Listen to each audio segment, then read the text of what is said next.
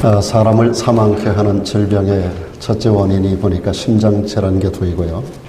그 다음에 두 번째로 많은 질병이 암이라고 하는 것입니다. 여러분들이 잘 아시는 대로 암에 걸리면 거의 죽는다라는 생각들을 가지게 되는데, 인간의 생명을 이렇게 강력하게 위협하고 있는 이 암의 발생 원인이 무엇일까? 여러 가지 조사들을 의료계에서 많이 하지요.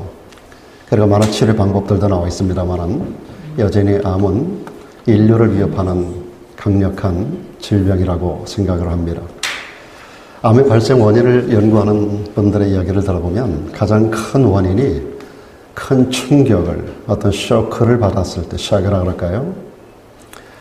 여러 가지 스트레스에서 오는 것도 있겠습니다만은 특별히 어떤 충격을 심하게 받았을 때, 저는 목회 40년 여정 가운데 그런 일들을 많은 성도들을 통해서, 암에 걸리고 죽어가는 분들을 통해서 제가 또 경험을 해본 바 있었고, 저 개인도 암을 통과했습니다만은 그러한 충격적인 일들이 저에게도 있었던 것을 생각하게 됩니다. 어떤 일로 충격을 심하게 받게 되면, 쇼크를 크게 받게 되면 그것이 세포의 비정상적인 작용을 통해서 암이 발생된다라고 하는 것입니다. 사람이 쇼크를 받게 되면 마음에 응어리가 지게 되어 있습니다. 분함의 응어리, 두려움의 응어리, 또 미움의 응어리 같은 것들이 우리 안에 남게 되죠. 이런 것들이 있게 되면 처음에는 마음이 아프기를 시작을 합니다. 마음이 아프기를 시작하다가 이것이 계속 이어지게 되면 그것이 몸의 육체적인 특별한 어떤 질병으로 다가오게 되는 걸 보게 되죠. 그래서 몸에 많은 이상을 느끼게 됩니다. 밥맛이 없다든지, 잠이 잘 오지 않는다든지, 근육이 경직이 된다든지, 또는 여러 가지 두통이 일어나는 그런 것들을 체험하는 분들을 보게 됩니다. 그러다가 이것이 계속 이어지게 되면 우리 몸에 여러 가지 육체적인 질병으로 발전하게 되는 걸 보게 됩니다. 여기서 암과 같은 무서운 질병이 나타나게 된다는 것이죠. 그러므로 우리는 이런 것들이 우리에게 오게 되면 우리가 자꾸 이걸 퍼내야 됩니다. 자꾸 풀어내지 않으면 안 된다는 겁니다. 이런 일들이 우리 가운데 없을 수는 없습니다. 우리가 관계성에서 맺혀 살아가다 보면 내가 좋아하는 사람만 만날 수는 없거든요. 또 원치 않는 가운데 어떤 사람을 통해서 내가 충격적인 이야기를 들을 수도 있고, 또 충격적인 소리를 들을 수도 있고, 본의 아니게 그렇지 않은데 억울한 일을 만나기로 하고, 그런 여러 가지 일들로 인해서 우리가 마음에 그런 것들이 자꾸 쌓이게 되는데, 이런 것들을 자꾸 풀어내지 않으면 안 된다는 겁니다. 이게 풀어내지 않으면 우리 몸만 망가지는 게 아니에요. 우리 마음도 망가지고 결국은 인생이 어두워지는 결과를 가져오게 된다는 것입니다. 오늘 본문에 보면 두 종류의 사람이 등장하는 걸 봅니다. 야곱에게는 12명의 아들이 있었죠. 막내를 뺀 11명의 아들 이야기가 앞부분에 계속 창세기 야곱의 이야기 가운데서 계속해서 등장하게 되는데요. 그래서 창세기 37장으로부터 50장에 이르기까지 그 관계성 안에 형제들 간의 관계가 얽히고 얽히는 그런 이야기들을 우리가 쭉 볼 수가 있는데요. 특별히 그 요셉이라고 하는 사람과 그의 형들이었었던 10명의 형들, 그들의 이야기가 오늘 본문의 주제로 등장하고 있습니다. 이 두 종류의 사람들은 마음 상태가 대단히 많이 달랐어요. 이것 때문에 그들의 인생이 굉장히 많이 달라진 그런 것을 우리에게 보여줍니다. 결론을 먼저 말씀드리면 요셉은 인생의 모든 것들을 다 풀고 살았다는 겁니다. 그런데 형들은 맺힌 것을 마음에 평생을 간직하고 살아가게 됩니다. 마음의 모든 것들을 풀고 살았던 요셉의 생애는 한마디로 말하면 자유하는 생애였었어요. 그는 노예로 끌려갔었고요. 감옥에도 갇혔었고요. 그가 죄짓지 않은 가운데서 억울한 일을 많이 당했지만 그에게는 항상 자유함이 있었어요. 그리고 그는 항상 영육간에 건강했어요. 그리고 그를 따라다니며 하나님께서 범사에 형통케 하셨다라고 하는 것이 요셉에게 주어진 그의 삶의 모습이었습니다. 그는 개인이 형통했고 보디발이 형통함을 보았다 그랬고, 바로 왕이 그를 통해서 국가가 형통하는 것을 보았습니다. 그가 결코 삶이 편안하지는 않았어요. 굉장히 많은 구속과 얽매임과 억울한 일들로 사무치게 고통스러웠지만 그런 가운데서도 그것을 풀어내기를 힘썼던 사람, 마음에 담아두지 않았던 사람, 그리고 이 모든 것이 하나님의 어떤 선한 의도가 있다라고 믿었던 이 믿음의 사람, 그는 늘 이것을 풀어내기를 힘썼고 맺힌 것이 없었어요. 그러다 보니까 그는 자유함이 있었고요. 어디를 가든지 그는 영과 혼과 육이 건강을 누릴 수 있었어요. 그리고 하나님이 그를 따라다니며 형통케 하는 그런 복을 일생을 동안 누리게 되었다는 거죠. 그런데 반면에 요셉을 억울하게 했었던 형들, 이 사람들은 어땠을까요? 이 관계에서 문제를 풀어내질 않습니다. 평생 동안 그 얽힌 문제를 마음에 품고 살아가는 사람. 그래서 그들은 항상 불안해요. 항상 초조해요. 항상 미래가 불투명해요. 늘 염려하고 걱정해요. 그 인생 자체가 굉장히 어두워요. 그런 모습들을 그들의 평생의 이야기가 창세기 37장에서 50장까지 아주 적나라하게 그들 인간의 모습이 그대로 묘사되고 있는 것을 보게 됩니다. 요셉의 형들은 아버지가 요셉에게만 채색 옷을 지어서 입힌다고 해서 아버지가 편애한다는 마음만 가진 게 아닙니다. 이로 인해서 직접적인 그들의 미움의 대상이 요셉이 된 거예요. 그래서 이 요셉이 형들에 의해서 시기의 대상이 되고 시기하는 마음을 계속 풀어내지 않다 보니까 형들은 시기의 노예로 잡혀지고 말게 됩니다. 어느 날 갑자기 요셉이 꿈 이야기를 합니다. 1차, 2차에 걸쳐서 꿈 이야기를 하는데 형들이 듣기에 대단히 기분이 상했어요. 그러면서 동생이 미워지기 시작하는 거예요. 이 미움을 풀어내지 않다 보니까 그들은 결국은 시기에 한 걸음 더 나가서 미움에 사로잡히고 맙니다. 그래서 그들은 어떻게 하든지 이놈을 죽여야 되겠다라고 하는 생각, 살인의 생각만을 가슴에 품게 되는 겁니다. 그런데 요셉은 그렇지 않았습니다. 그 아버지가 어느 날 요셉에게 형들이 양을 치고 있는 세겜 땅까지, 그 아버지가 살던 데서 세겜 땅까지는 굉장히 먼 거리입니다. 적어도 100km가 넘는 거리예요. 그런 거리를 17살밖에 되지 않은 요셉에게 가서 형들의 안부를 보고 와서 내게 고하라고 말씀을 합니다. 일정량의 음식을 싸주고 이것을 형들에게 갖다 주고 형들이 잘 있는지 안부를 보고 오라고 하는 명령을 합니다. 형들은 때마다 시기마다 동생에게 보내는 그 날카로운 눈빛이 있었어요. 여러분, 저도 위에 형님들이 두 분이 있게 해서 성장을 합니다만은 아버지보다 형들이 더 무서운 거예요. 그런데 10명의 형들이 그것도 평상시에 좋은 눈빛을 보내는 게 아니라 기회만 되면 죽이려고 하니 그 눈초리가 어땠겠어요. 그런 형들이 모여있는 곳, 아버지의 품을 떠나서 100km가 넘는 거리에 떨어져 가지고 그들에게 찾아갔다 온다는 거는 요셉에게는 굉장한 위기의식을 느꼈을 거라고 생각이 들어요. 가면 내가 무슨 일을 당하지, 형들에게 내가 무슨 일을 당할 거야 라고 하는 그런 마음이 있었을 거라고요. 그런데 요셉은 아버지의 말씀에 한마디 대꾸하지 않습니다. 그리고 아버지 말씀을 그대로 순종하고 갑니다. 세겜 땅까지 갔더니 마침 형들이 없는 거예요. 이제 됐다라고 돌아오면 됩니다. 아버지가 세겜까지 갔다 오라 그랬거든요. 형님이 없어요. 그런데 거기서 두루 찾아다닙니다. 길 가는 사람에게 물어봅니다. 이렇게 생긴 사람들 10명이 이렇게 많은 양떼를 몰고 다니는 거 혹시 못 봤느냐고 물어서 내가 들어보니까 저기 도단이라는 곳으로 간다 하더라. 그래서 도단까지가 또 30km를 갑니다. 여러분, 자동차 30km는 아무것도 아니에요. 여기서 제가 살고 있는 사택까지가 10km가 넘죠. 그게 8마일이니까 10km가 좀 넘습니다만은 그 정도 거리에 2배가 떨어진 곳에 17살 아이가 잘 떨어진 도로로 가는 게 아니라 물어 선 넘고 물 건너가는 거 쉬운 일이 아닙니다. 근데 형들이 있는 데까지 또 가거든요. 가면 무슨 일을 당할는지 모르는 상황을 알면서도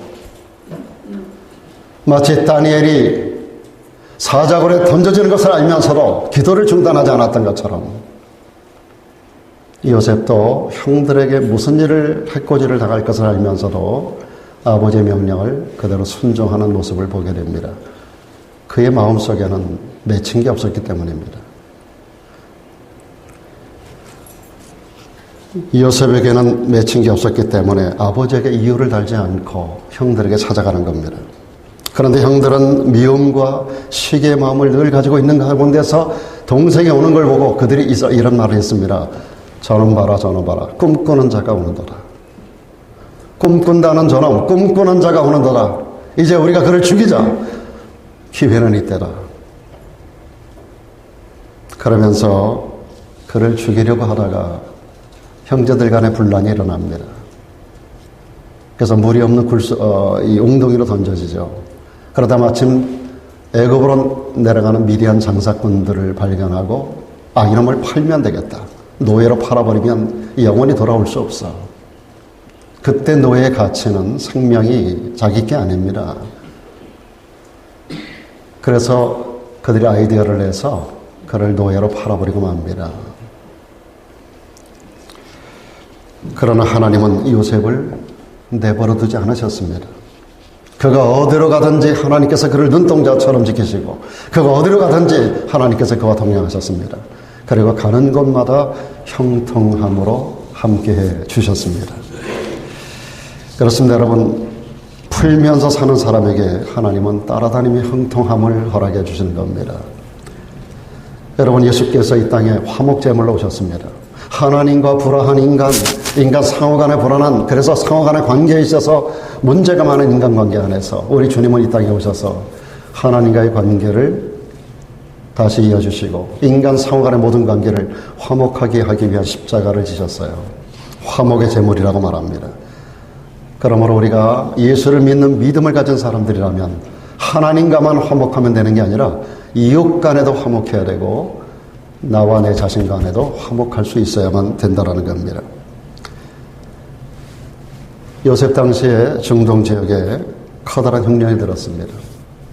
7년 동안의 풍작과 더불어서 다가온 7년간의 흉년. 2년이 지났습니다. 먹을 게 다 떨어졌어요. 그의 아버지 야곱의 집안에도 성경에 나오는 3대 거부 중에 하나가 야곱이거든요. 근데 아무리 거부면 뭐합니까? 숫자가 많을수록 그때는 재산이 은행에 디파짓한 돈이 아니라 짐승떼, 그런 게 전부 다 재산이거든요. 짐승이 많다는 거는 먹어야 할 입이 많다는 거예요. 입이 많다는 건 많은 곡식이 필요하고 물이 필요한데 흉년이 들었어요. 2년 동안. 보통 사람보다 더 치명적인 타격이 오는 겁니다. 2년 만에 먹을 게 다 떨어졌어요. 결국 애굽으로 그의 10명의 아들들을 보내서 식량을 사오라고 말씀을 합니다. 그 형들이 식량을 사기 위해서 돈을 챙겨가지고 애굽까지 내려와서 요셉 앞에 서게 됩니다. 역사적인 만남의 현장을 여러분들이 오늘 본문에서 보고 있는 것입니다. 그들은 애굽에 식량을 사러 와서 애굽의 총리가 되어 있는 요셉 앞에 무릎을 꿇고 엎어집니다.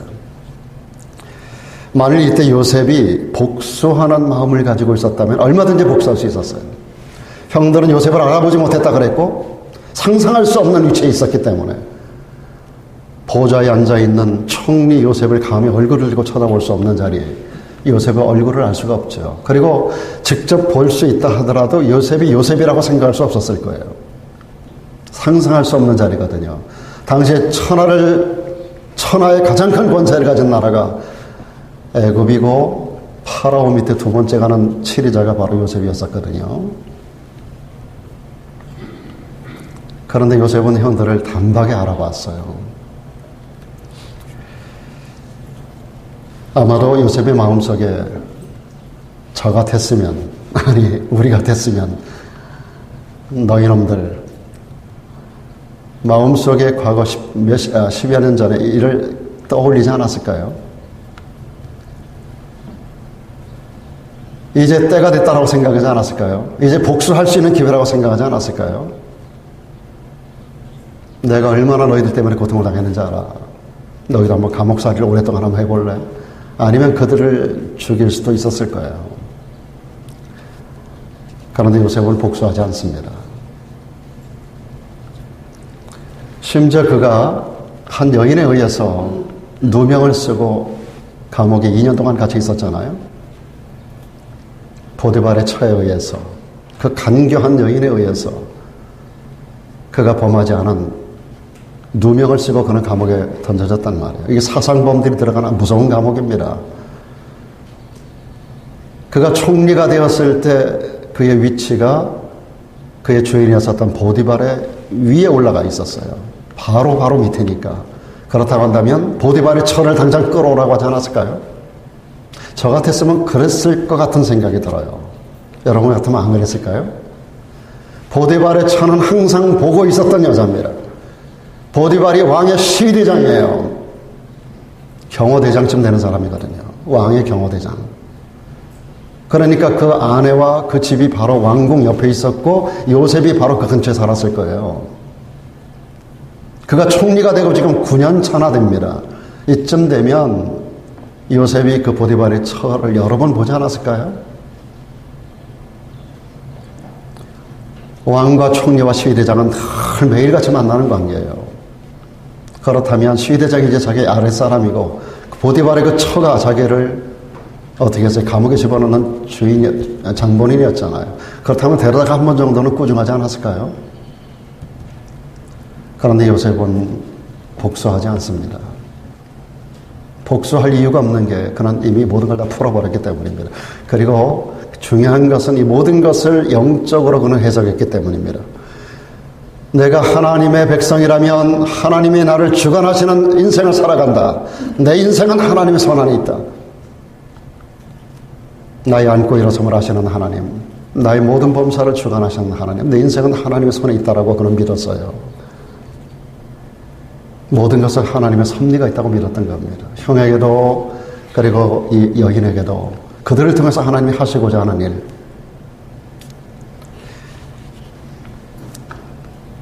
이 요셉은 곡식을 사러 온 형들에게 자기가 누구인가를 밝힙니다. 오늘 본문 맨 앞부분에 보면 그리고 오히려 두려워하는 형들을 위로하는 이야기가 본문에 기록되고 있습니다. 5절 가운데 말씀 보시면 당신들이 나를 이곳에 팔았지만 근심하지 마십시오. 한탄하지 마십시오. 라고 말합니다.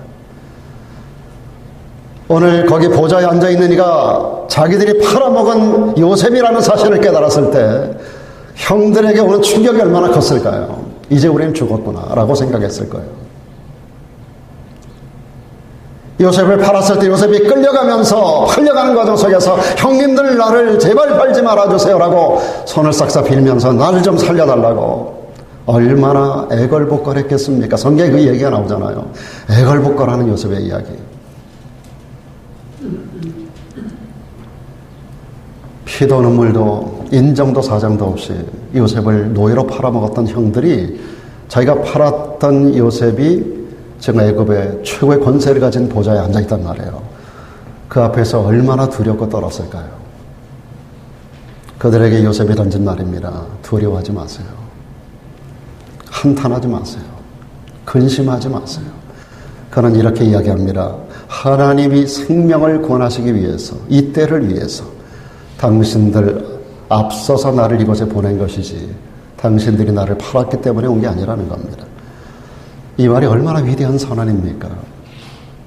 여러분, 우리에게 일어나는 모든 부정적인 것들을 왜 이런 일이 일어났을까라고 하는 것을 우리가 영적인 차원에서 이해할 수 있는 성도가 되면 좋겠어요. 이런 사람은 인격을 넘어서는 영격자라고 저는 부릅니다. 여러분, 영격자라는 말을 어디서 들어보셨는지 모르지만 여러분, 세상적으로도 인격이 훌륭한 사람을 인격자라고 부르는데 오늘 이 요셉 같은 사람을 저는 인격을 넘어서는 영격자라고 저는 생각을 해요. 모든 것을 하나님의 편에서 이해해서 할 수 있었던 사람.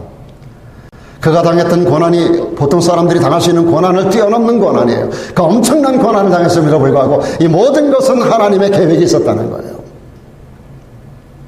오늘 이 때를 위해서, 당신들을 살려주기 위해서, 우리의 목숨을 살리기 위해서, 이 근동아시아 지역 모든 사람들의 생명을 살리기 위해서 하나님이 나를 당신들 앞서 이곳에 보냈다는 겁니다. 당신들이 팔았다고 하지 않았어요. 당신들이 나에게 억울한 일을 당하게 했다라고 말하지 않았어요. 하나님이 나를 이곳에 당신들을 통해서 보냈다는 거예요. 얼마나 위대한 인격이며 얼마나 타고난 영격자입니까? 오늘 저도 여러분도 이런 말씀을 들으면서 인격을 넘어선 영격자로 우리의 삶을 도약시키는 그런 마음의 도전이 있기를 주의 이름으로 축원합니다. 요셉은 아무것도 누구와도 맺힌 것이 없었습니다. 그런 요셉을 하나님이 복을 줄 수밖에 없었고 가는 데마다 하나님이 그를 형통하게 해주셨던 겁니다. 오늘 저와 여러분의 인생도 요셉처럼 풀면서 살기를 주의 이름으로 축원합니다. 그뿐만이 아닙니다. 이것을 위해서 우리가 해야 될 일들을 생각해야 합니다. 우리는 가장 먼저 과거에 매여 살아서는 안 됩니다.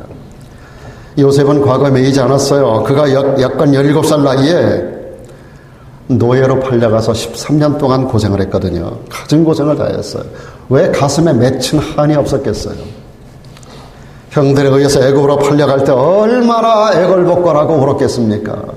아버지, 그 야곱, 그 아버지를 얼마나 불렀을까요? 아버지, 아버지, 아버지, 엄마, 엄마, 엄마 하면서 17살밖에 되지 않은 아이가 티네이저 아니에요. 저는 이 말씀을 보면서 우리 아이들을 생각해보고 그렇게 하거든요. 17살밖에 되지 않은 아이가 노예로 끌려간다?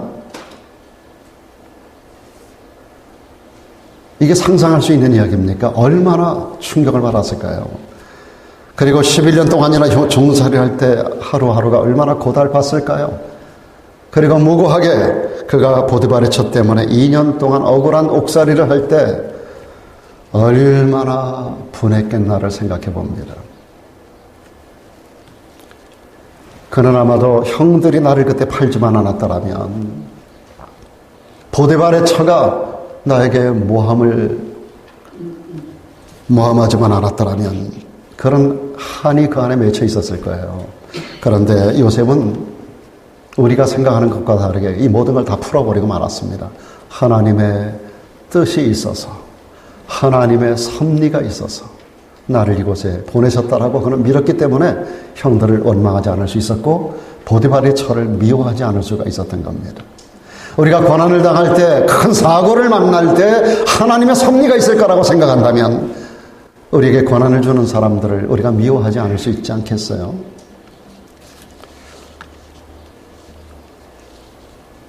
요셉의 마음은 모든 사람을 용서할 수 있었어요. 그런데 그 형들은 그렇지 않았어요. 요셉을 팔고서도 일생 동안을 자유함을 가지고 있지 않습니다. 그 형들은 마음속에 과거를 다 풀지 못하고 계속 과거에 사로잡혀 있는 그런 삶을 살았던 거예요. 3.1절이 지나면서 이런 이야기가 하나가 생각이 나더라고요. 10명의 다른 국적을 가진 사람들이 각 나라를 대표해서 어떤 지역에 모여서 한 배를 타고 강을 건너갑니다. 10국가에서 그 나라를 대표하는 사람들입니다. 배를 타고 강을 건너가는데 갑자기 문제가 생겼어요. 배 밑창이 문제가 있어가지고 물이 막 들어오기 시작하는 거예요. 좀 있으면 이제 배가 가라앉을 정도가 됩니다. 이 무게를 감당하지 못해서 배가 침몰될 상황인데 마침 선장이 하는 말이 우리 가운데 3사람만 없으면 그런 대로 이 무게를 가지고 저 육지까지 갈 수 있을 거라고 이야기하는 겁니다. 3명이 강에 뛰어들어서 죽어야만 됩니다. 서로 간에 눈치를 봅니다. 얼마가 지났을 때 제일 먼저 영국을 대표해서 온 사람이 내가 대영제국의 영광을 위하여 여러분들을 위해서 죽겠습니다. 그러고 뛰어들었습니다. 잠시 후에 미국에서 온 대표자가 텍사스 출신인데 그가 이런 말을 했다는 거예요. 나도 카우보이 정신을 가지고 여러분들을 위해서 내 한 몸 희생하겠습니다. 그리고 뛰어들었습니다. 세 번째 어느 나라 사람이 뛰어들었을까요? 예, 한국 사람이 벌떡 일어섰어요. 벌떡 일어서 가지고 대한민국 만세를 3번을 크게 외치더니 바로 옆에 있는 일본 사람을 확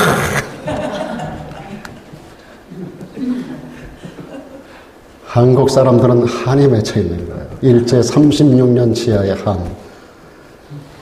광복된 지가 벌써 몇 년이에요? 내년이면 80년이에요.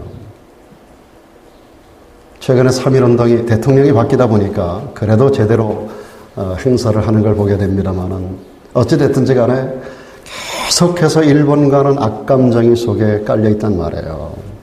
이걸 풀어내지 않고 있어요. 이걸 풀어야 되는데 풀려고 하면 역적으로 몰려요. 한국 풍토가 그래요. 그거를 끝까지 가지고 가겠다는 거예요. 풀지 않습니다.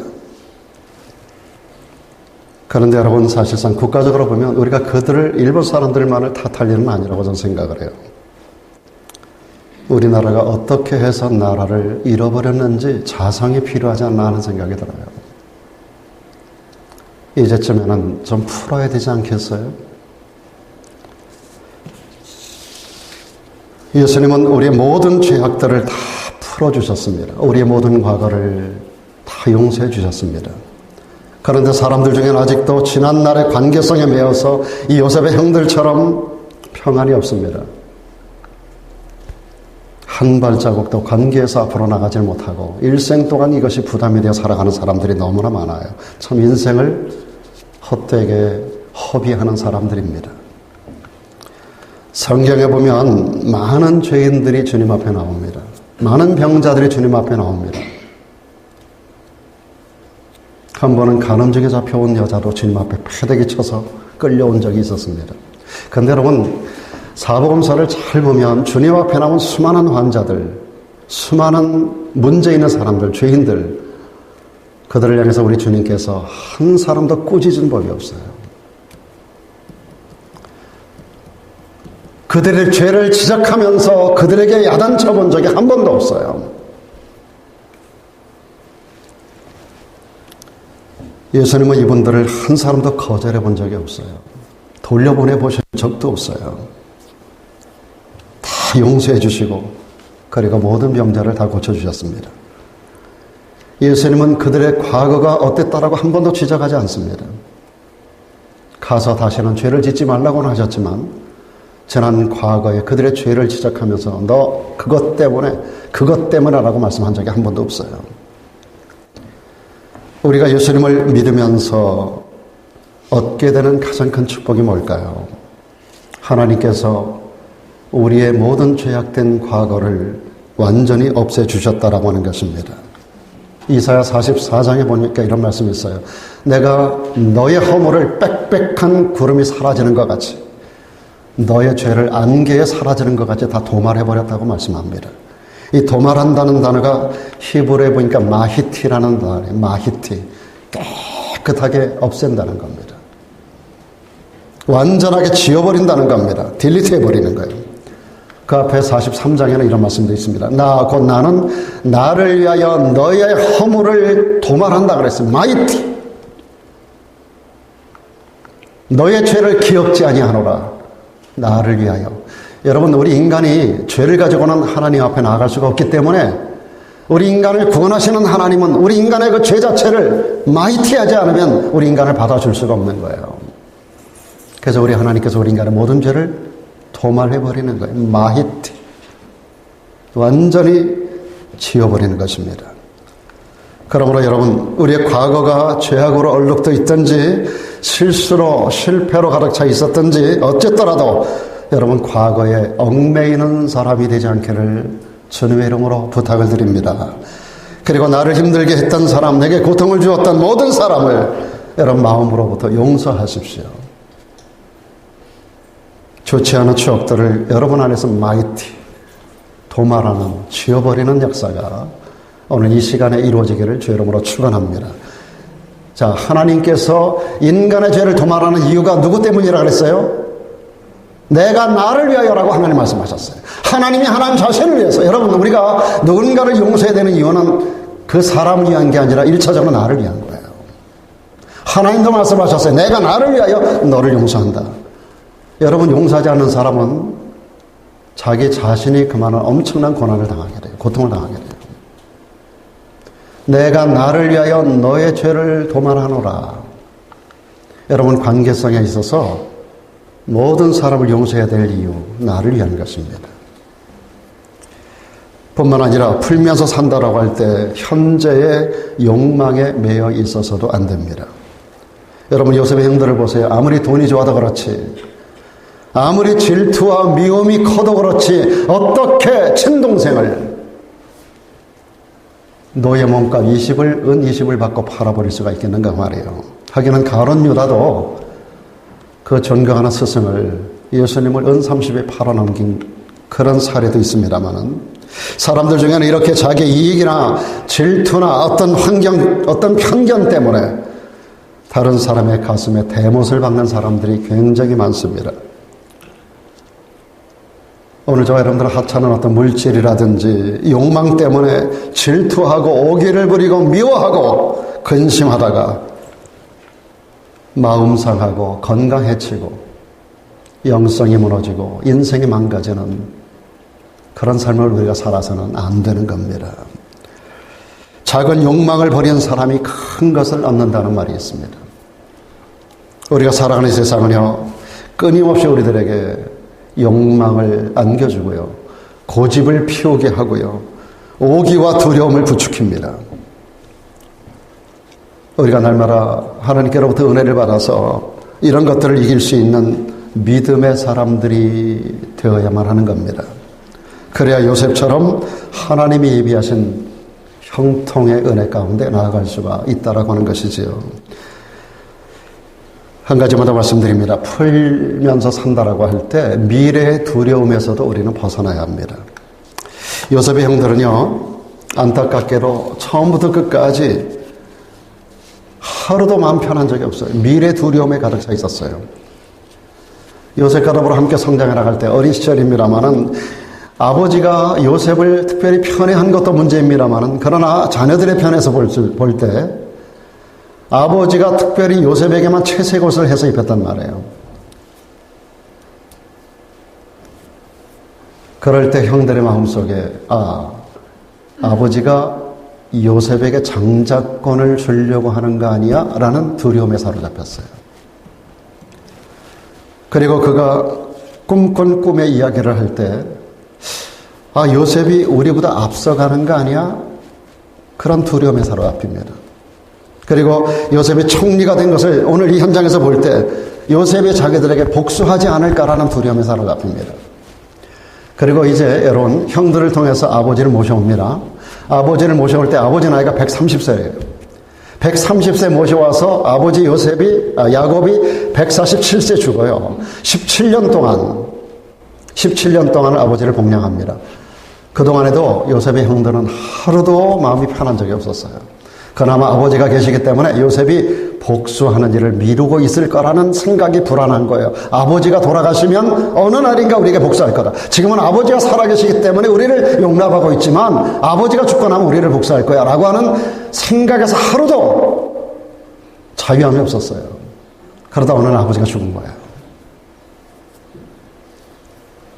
아버지를 장례합니다. 창세기 마지막 장에 보면 아버지 장례진이, 어마어마한 장례진이 히브리 땅에 와서, 가나안 땅에 와서 아버지를 장사 지내드리고 돌아옵니다. 그리고 형들이 제일 먼저 요셉 앞에 와서 또다시 무릎을 꿇어요. 아버지가 살아계실 때 요셉, 당신이 우리를 이렇게 도와주셨는데 살아계실 때 우리에게 마지막으로 당신 없을 때 이런 말을 했어요. 우리에게 복수하지 말아달라고. 잊지도 않은 말을 하면서 그냥 불안한 거예요. 이제 아버지가 없으니까, 아버지가 돌아가셨으니까 이때다 해서 요셉이 자기들에게 복수할 거라고 생각한 거예요. 한순간도 그들은 어려서부터 성장하면서 오늘날까지 자유함이 없었어요. 이때 요셉의 나이가 50줄이에요. 50대에 들어섰어요. 형들의 나이가 대부분 다 60대에 들어섰을 나이입니다. 어려서부터 요셉과 더불어 성장하고 지금 인생의 마지막 때를 향해서 달려가는 그 순간까지 형제들은 요셉 때문에 한순간도 마음이 편해본 적이 없어요. 늘 불안하고 늘 두려움에 쌓이는 거예요. 그런데 요셉은 그 형들보다 훨씬 더 어렵고 힘든 인생을 살았어요. 그런데 요셉은 언제나 자유합니다. 노예로 갔으면서도, 감옥에 갇혔으면서도, 이방 땅에 부모님을 얼굴을 볼 수도 없고 아무도 볼 수 없는 이런 이방 땅에서 이렇게 살아가면서도 단 한 번도 마음이 불안해 본 적이 없어요. 항상 자유함이에요.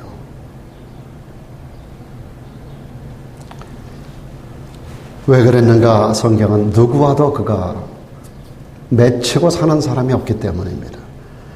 그에게 핫타임을 주는 사람이 없는 게 아니에요. 그에게 고통을 주는 사람이 없는 게 아니에요. 그를 억울하게 한 사람이 없는 게 아니에요.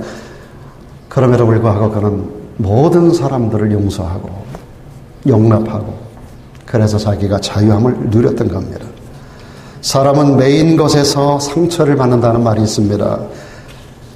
장작을 펴는 사람은 튀는 나무에 다치는 날이 와요. 칼을 쓰는 사람은 그 칼에 몸에 상처 입는 날이 와요. 돈에 애착을 가지면 돈이 그를 배신하는 날이 와요. 사랑에 목을 매면 사랑이 그에게 상처를 주고 자식에 매달려 살면 자식이 그에게 상처를 주는 날이 반드시 옵니다.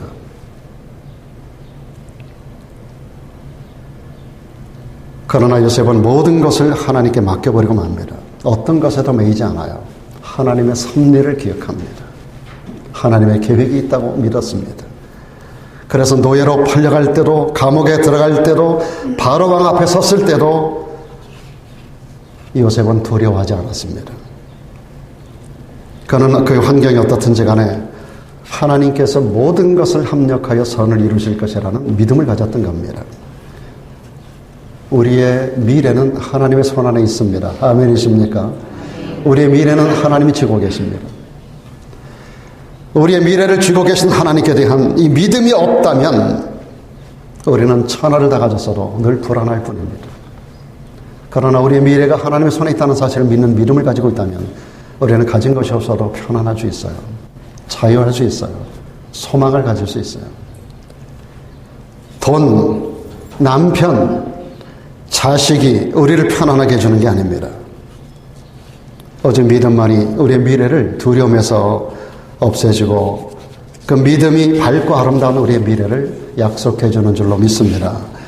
이번에 프랭클린 크레안 목사님이 다녀가셨습니다만 그의 아버지 때 수많은 이야기들을 남겼는데 그 빌리그람 목사님이 집회를 다닐 때마다 참 많은 질문들을 받아요. 그 중에 어떤 사람이 어느 날 집회가 끝나고 나서 빌리그람 목사님에게 그날의 설교를 이야기하면서 그런 것을 질문했습니다. 목사님은 우리 미래에 대해서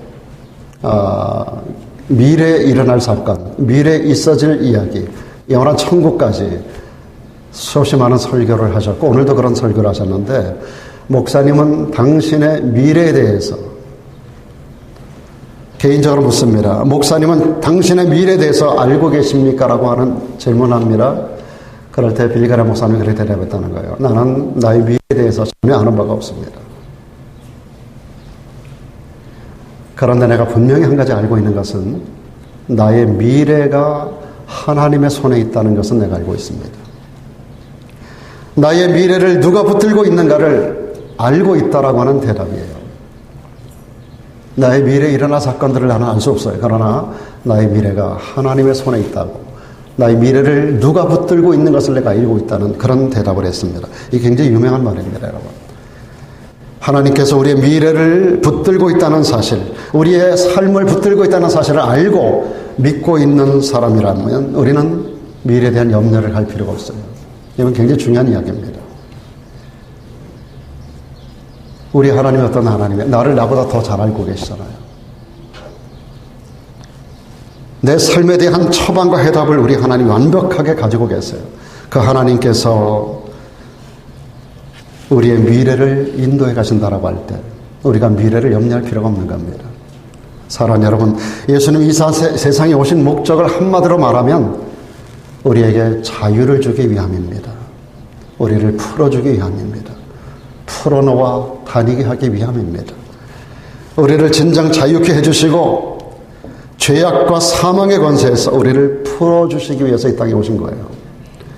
그리고 미움과 욕망의 응어리, 두려움과 공포에서 우리를 풀어주시기 위해서, 한마디로 말하면 우리의 모든 매임으로부터 자유하게 하기 위하여 이 땅에 오셨습니다. 이렇게 우리를 풀어주신 예수님이 우리들에게 이렇게 말씀하십니다. 내가 네 허물을 빽빽한 구름에 사라짐같이 네 죄를 안개에 사라짐같이 도말하였으니. 그리고 또 이렇게 마태복음 18장 18절에서 말씀합니다. 진실로 너희에게 이르노니 무엇이든지 너희가 땅에서 매면 하늘에서도 매일 것이요 무엇이든지 땅에서 풀면 하늘에서도 풀리리라. 우리 말씀 다 같이 한번 읽어보겠습니다. 시작. 진실로 너희에게 이르노니 무엇이든지 너희가 땅에서 매면 하늘에서도 매일 것이요 무엇이든지 땅에서 풀면 하늘에서도 풀리리라. 여러분, 땅에서 매면 하늘에서도 매여 있습니다. 땅에서 푸는 자가 하늘에서도 풀리는 역사가 일어나는 것입니다. 그러므로 우리도 풀고 살아야 합니다. 우리 마음속에 응어리진 거, 원망스러운 거, 내게 고통을 주었던 모든 것들, 이 모든 것들을 풀어내는 시간이 되기를 주의 이름으로 축원합니다. 그래야 삽니다. 내가 살고 남도 살리는 거예요. 그렇지 않으면 남의 속에 그것이 대못이 되고 그리고 나에게는 암으로 돌아오게 되는 겁니다. 관계에 성공하는 사람이 성공적인 인생을 살아가게 되는 것입니다. 기도하겠습니다.